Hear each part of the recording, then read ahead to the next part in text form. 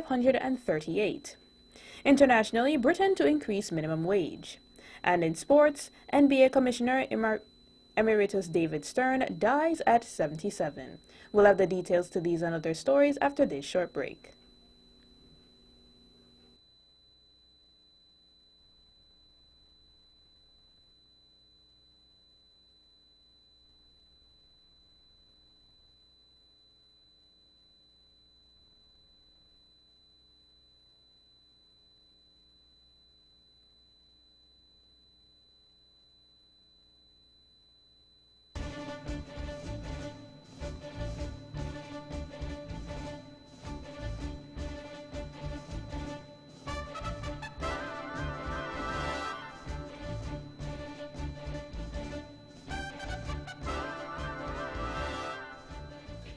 Another look. Different from how you've seen it before. Another look. Takes an in-depth look into business, politics, science, technology, religion, and more. Another look. Featuring documentaries from the BBC, regional features, and local ones too. Another look. Every Monday at 3 p.m. on the Eastern Caribbean's powerhouse, Vaughan. With all the power from the tower, this is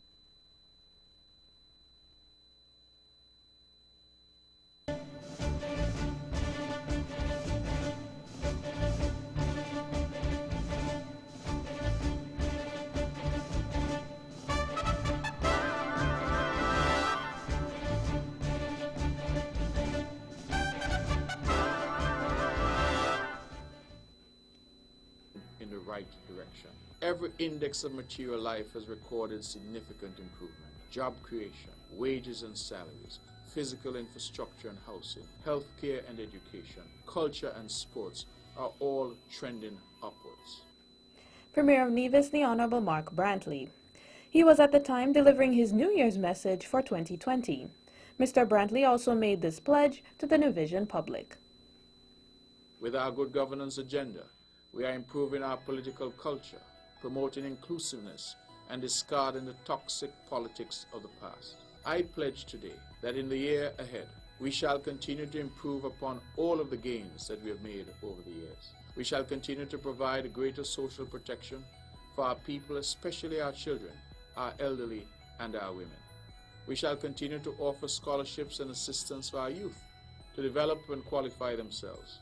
We shall continue to offer skills training and seed financing for our youth and our women to convert their ideas and energies into economic enterprises. As a caring and people-centered government, we shall continue to improve upon our education system and healthcare and provide affordable housing for all. Premier of Nevis, the Honorable Mark Brantley. Leader of the Nevis Reformation Party, or NRP, Mr. Roberto Hector, has called for a great change in the administration of the island of Nevis. Following Premier the Honorable Mark Brantley's remark in his New Year's message that Nevis is moving in the right direction, Mr. Hector in his 2020 message stated that the Concerned Citizens Movement, or CCM-led administration, has failed to develop the country. Without hesitation, it is pellucidly clear that this government has failed to chart a progressive course of development for Nevis and Nevisians. Foreign direct investment is at an all-time low, while none of the promised hotels, developments are on track. Even the largely granted funded park at Pinnis can't seem to find its legs despite a groundbreaking ceremony. Employment, particularly among our youth, is in double digits, and the only game in town is the STEP program. If we are to succeed, this new decade calls for a seismic shift in who governs this country. We must surrender the infatuation with bluster and bombast and replace it with sober and deliberate thinking. He said that the NRP believes that they can manage the country better. We in the Nevis Reformation Party look out into the new year and are secured in the belief that we will be better stewards of Nevis. We believe that with experience as our guide, we can deliver a new and bigger Brownhill Communications. We believe that our flagship hotel, the Four Seasons Resort, brought here 30 years ago by the Nevis Reformation Party, can be buttressed by another such resort. We did it before, and we will do it again. We look out in 2020 and see the spring of a new beginning and a new understanding between the Nevis Island administration and the federal government. Leader of the Nevis Reformation Party, or NRP, Mr. Roberto Hector. Prime Minister Dr. The Honorable Timothy Harris will host his annual New Year's Gala on Saturday, January 4th at the Marriott Resort and Royal Beach Casino in St. Kitts. The guest speaker will be world-renowned President of the University of Maryland, Dr. Freeman Rabrowski. The gala will be held from 7 p.m. to 10:30 p.m. Freeman Rabrowski is a prominent African-American educator, advocate, and mathematician.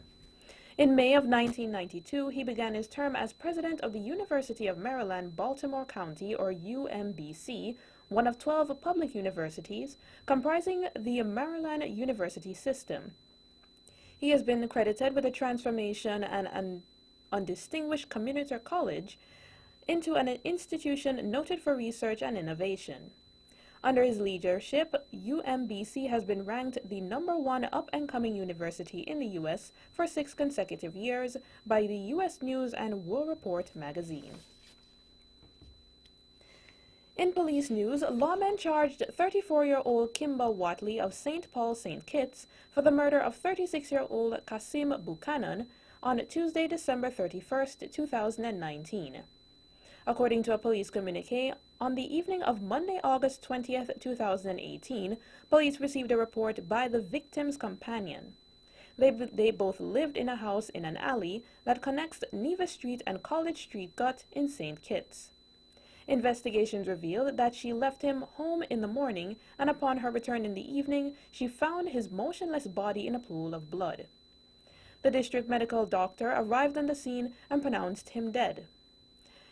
He had visible signs of trauma to his body. The scene was processed by technicians from the Forensic Services Unit, and items of evidential value were collected. Kasim Buchanan was also the Federation's 19th homicide victim for 2018. Artists from St. Kitts and Nevis have raised 14,000 Canadian dollars, or about 29,000 EC dollars, to assist mental health awareness in the country. For this year's 36th anniversary of independence, the High Commission and Consulate of St. Kitts and Nevis organized and hosted an art exhibition in Toronto, Canada, from September 27th to the 28th, entitled St. Kitts and Nevis Through Their Eyes. The event featured local artists such as Vaughn Anslin, Rosie Cameron Smith, Pierre Liebert, Dennis Richards, Deborah Tyrrell, plus Caribel Batik. St. Kitts and Nevis's High Commissioner to Canada, H.E. Sherry Tross, presented the check to Prime Minister Dr. The Honorable Timothy Harris on Monday, December 30th. Present were Minister of Health, the Honorable Eugene Hamilton, and Minister of State with Responsibility for Health, the Honorable Senator Wendy Phipps, Minister of Tourism, the Honorable Lindsay Grant, and Attorney General, the Honorable Senator Vincent Byron. High Commissioner Tross said that people were very much interested in being able to support something concrete at home. Prime Minister Harris commended High Commissioner Tross for the work that she is doing in Canada in advancing the talents of locals abroad to expose some of our best artists to the international community. Clytie Southwell, daughter of Caleb Azariah Paul Southwell, was buried on Tuesday, December 31st. Prime Minister Dr. The Honorable Timothy Harris was among scores who bade farewell to Miss Southwell. The funeral service was held at St. George's Anglican Church in Bastair, St. Kitts. Clytie Southwell was the daughter of our national hero, Sir Southwell. Sir C.A.P. Southwell was the second Premier of St. Kitts and Nevis. He also worked as a teacher, police officer, and trade unionist. The industrial park in St. Kitts was named in his honor. And finally, in our national news segment, reports reaching the VON Newsline have revealed that an accident occurred in St. Kitts on New Year's Eve, Tuesday, December 31st. The accident occurred in the Southeast Peninsula area. The VON Newsline understands that few cars were extensively damaged. Details are sketchy, but we will provide more details to this story as it develops. That is the national news segment. You can visit our website at www.vaughanradio.com or check us out on our Facebook at Vaughan Radio or our YouTube channel at Vaughan Radio for these and other stories. News from across the region is next.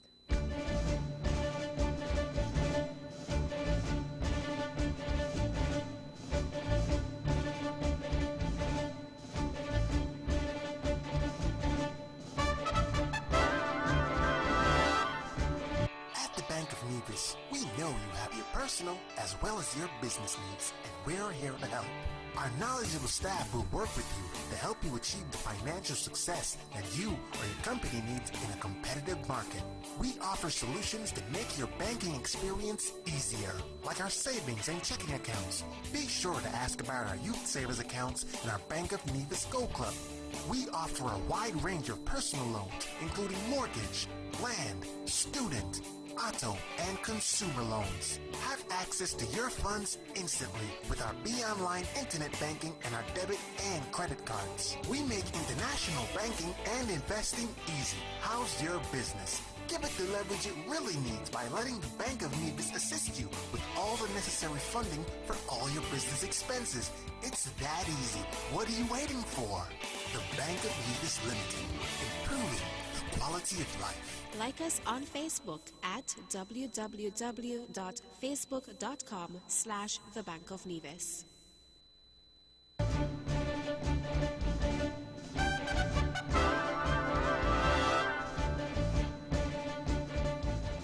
Welcome back, and now for the regional news. Out of Trinidad, an Arima man became the final murder victim of 2019 when he was gunned down on Tuesday night. According to TrinidadExpress.com, the dead man has since been identified as Andel Ramadar, 20 of Motley Trace, Pinto, Arima. His killing took the country's murder toll for 2019 to 538. A bloody Christmas Day was recorded on December 25, 2019, when at least 4 people were murdered and the body of an unidentified man found. The 4 killings pushed the country's murder count to 522 at the time, the second highest ever recorded after the 550 murder count in 2008.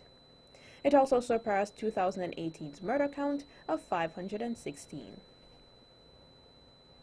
In Jamaica, health authorities on Tuesday said that the island remains malaria-free, even though 2 imported cases had been identified in November.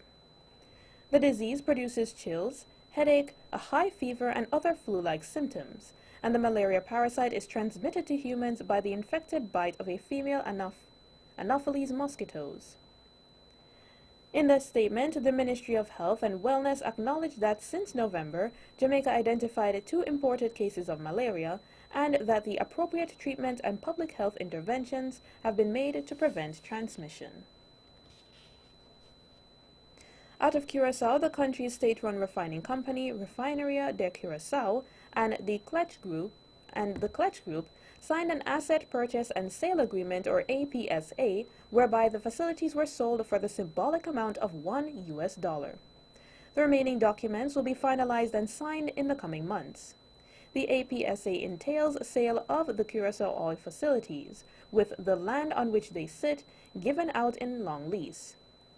Kletch will pay $15 million per year, plus indexation for the latter, and must contractually invest several $100 million to address the maintenance backlog as well as in upgrades to comply with the international environmental standards.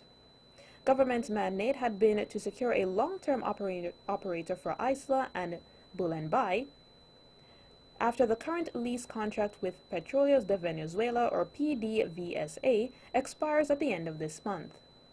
A project management organization, or PMO, was installed and started the process of finding a new operator in February of 2019. Meanwhile, the opposition parties MFK Curaçao de Nostur, or KDNT, and Pueblo Soberano, or PS, organized a protest on Monday, December 30th against the sale of the refinery. According to the parties, the refinery, the BOO at Bulen Bay together are worth almost $1.5 billion. They are against the fact that the government wants to sell Curaçao's asset for the symbolic price of $1. News from St. Vincent and the Grenadines. A law has been passed banning the prosecution of children under the age of 12.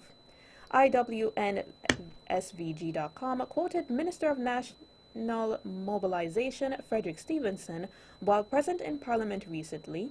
A child under 12 shall not be prosecuted for the offense that he or she is alleged to have committed. Minister of National Mobilization Frederick Stevenson made these comments while presenting the bill, which was passed into law with opposition support on Thursday. According to Mr. Stevenson, a child aged 12 but under the age of 14 years shall be presumed not to have the capacity to appreciate the difference between right and wrong unless this is proved otherwise. Under the law, neither corporal punishment nor a sentence of life imprisonment can be imposed on a child. The Child Justice Act also makes provision for establishing criminal responsibility. The Child Justice Act provides for the establishment of Child Justice Committee, or CJC, which will be responsible for exercising the powers and discharging the duties conferred on it under the bill. Prosecution of a child 12 but less than 14 years old must be on the basis of certification of the Director of Public Prosecution, or DPP. The new law presumes that no child under the age of 12 can be guilty of an offense. And finally, in our regional news segment, in Guyana, a Toronto area man's dream of a new life under the sun has ended in murder. Cops in Guyana say hotelier Vivekanand, or Vika Narpati, 71, was hacked to death along with his employee Hari Prasad at his remote beachfront property. TorontoSun.com says the victims were discovered bound and gagged with parts of their limbs cut off, according to the Guyana Chronicle. A friend of Narpati found their bodies decomposing on Boxing Day. Detectives believed the two men were tortured and had been dead for at least 4 days before the gruesome discovery. The Katir News reported that Narpati was missing 2 toes while Prashad was missing a foot, indicating they had been brutally tortured. Their bodies were in the dining area of an upstairs unit at the resort. Narpati had last been seen on December 16th. According to local reports, Narpati was the owner of Sunsplash Holiday Beach Resort in Quarantine, which overlooks the beach. The hotel was not in operation at the time of the slayings. The building reportedly had been ransacked with documents thrown about the floor. Cops told local media that so far there are no strong leads in the investigation and described the probe as a challenge. That is the regional news segment. International news is up next.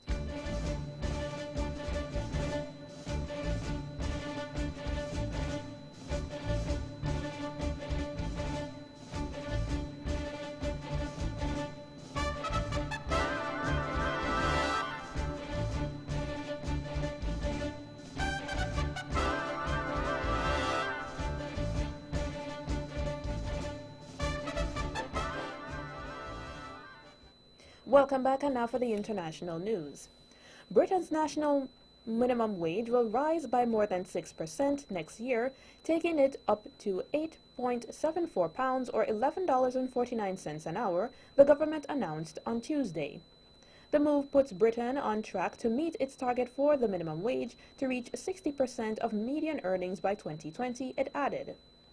Hard work should always pay, but for too long, people haven't seen the pay rises they deserve, Prime Minister Boris Johnson said in a statement. Britain's unemployment rate has fallen to its lowest since the 1970s, and employment has recently hit a record high, despite the minimum wage rising by more than a quarter since 2015 to now stand at £8.21 for an hour for those aged 25 and over. The rise to £8.74 is due to take place on April 1st. Minimum pay rates for younger workers will also increase by between 4.6% and 6.5%, depending on their age, the government said. The British Chambers of Commerce, or BCC, said rising wage floors by more than double the rate of inflation will pile further pressure on cash flow and eat into the training of investment budgets. Johnson pledged to raise the minimum wage to £10.50 an hour by 2024 during the run-up on his landslide election victory on December 12, 2019. Stock markets overcame U.S.-China trade tensions and Brexit uncertainty to post healthy gains in 2019, the BBC says. In London, the FTSE's 100 traditional early New Year's Eve close saw it end the year up 12% at 7,542.44 points. Some big European and Asian markets saw even larger rises in 2019, while the main U.S. indexes were all on track to end sharply higher on the year. It was a welcome return to form after 2018, in which many global markets suffered their worst year in a decade. As the year ended, there were signs that the tit-for-tat trade battle between the U.S. and China could be easing. U.S. President Donald Trump said he would sign a very large and comprehensive bilateral Phase 1 deal to avert a new round of tariffs on January 15, 2020. Hong Kong had a rough time economically in 2019 as months of anti-government protests took their toll, pushing the territory into recession. That led to a few ups and downs in the performance of Hang Seng Index, but it still managed a 12% rise year on year. Pope Francis has showed a displeasure towards a visitor in St. Peter's Square on New Year's Eve. He had been greeting pilgrims when he admonished a woman and slapped her hand after she grabbed his hand and yanked him towards her. On the 1st January, the Pope admitted he had lost patience, saying, "We lose patience many times. It happens to me too. I apologize for the bad example given yesterday." More in this BBC report. The Pope was greeting children and pilgrims in St. Peter's Square and was just turning away when a woman in the crowd grabbed his hand and pulled him towards her, almost causing him to fall over. The Pope managed to break free, slapping the woman's hand twice. He later confessed to having lost patience. The papal slap provoked an avalanche of comment on Twitter, most in support of the Pope's instinctive reaction. Earlier, in his first message of the new year in St. Peter's Basilica, Pope Francis had denounced all violence against women. And finally, in our international news segment, North Korean leader Kim Jong-un has said he is ending the suspension of nuclear and long-range missile tests put in place during talks with the U.S. Mr. Kim also said his country would soon introduce a new strategic weapon. But he left the door open for dialogue and said the scope of any testing would depend on the U.S.'s attitude. The momentum of the past few years had stalled as Washington refuses to lift sanctions until Pyongyang fully abandons its nuclear program. The North conducted several smaller weapon tests in late 2019 in what was seen as an attempt to pressure the U.S. into making concessions. That is the international news segment. Sports is up next.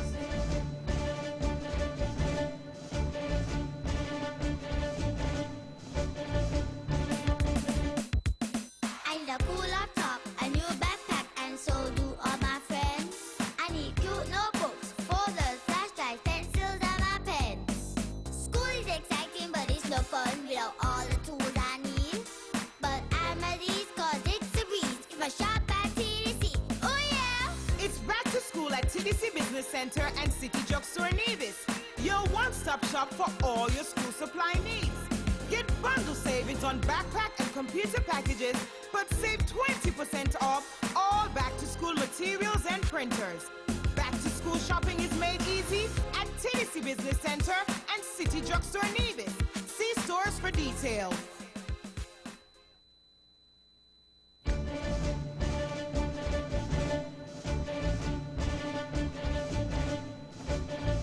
Welcome back, and now into sports. In basketball, David Stern, the basketball-loving lawyer who took the NBA around the world during 30 years as its longest-serving commissioner and oversaw its growth into a global powerhouse, died Wednesday. He was 77. Stern suffered a brain hemorrhage on December 12th and underwent emergency surgery. The league said he died with his wife, Diane, and their family at his bedside.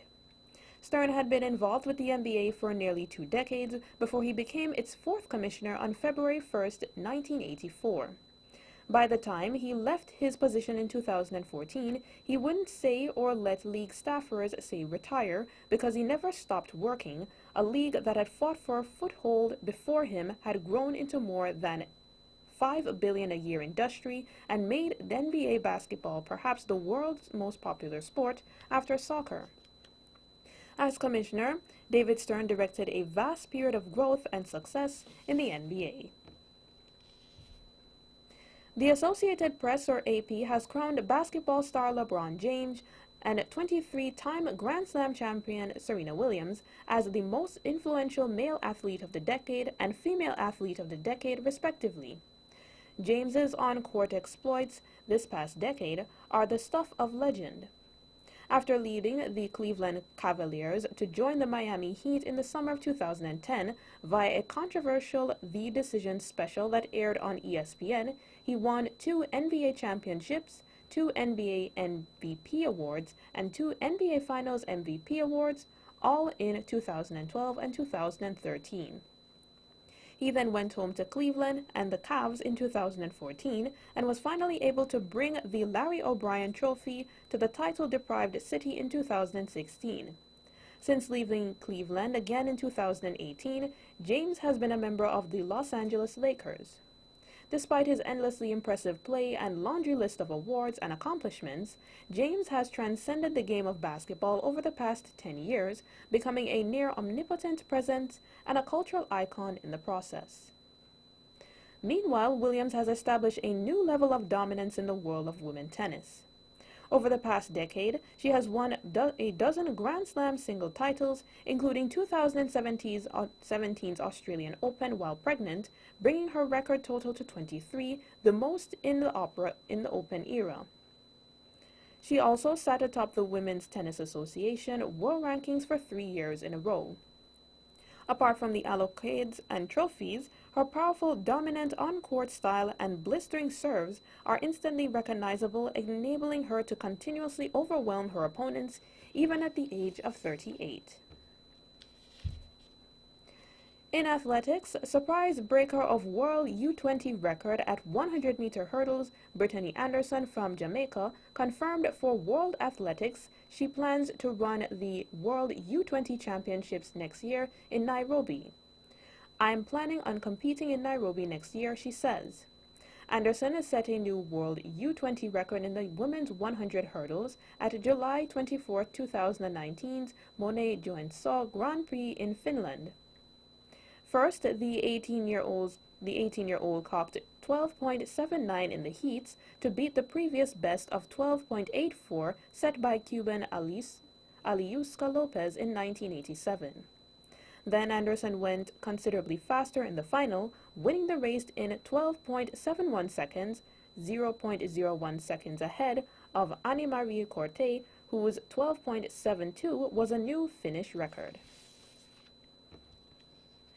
And finally, in sports, in football, Manchester United Paul Pogba is out for a few weeks with an ankle injury. The manager, Ole Gunnar Solskjaer, midfielder Pogba was not included in the United squad for the New Year's Day visit to Arsenal. The France international only made this comeback last month from an ankle injury that had kept him out since the end of September. Pogba has sped only 8 times this season after having surgery in the autumn to correct the ankle problem. The 28-year-old comeback was then delayed by illness, meaning he did not resume training until mid-December. Former Juventus midfielder made substitute appearances against Watford and Newcastle before being rested for Saturday's win at Burnley. That is it for sports. The general weather forecast is next.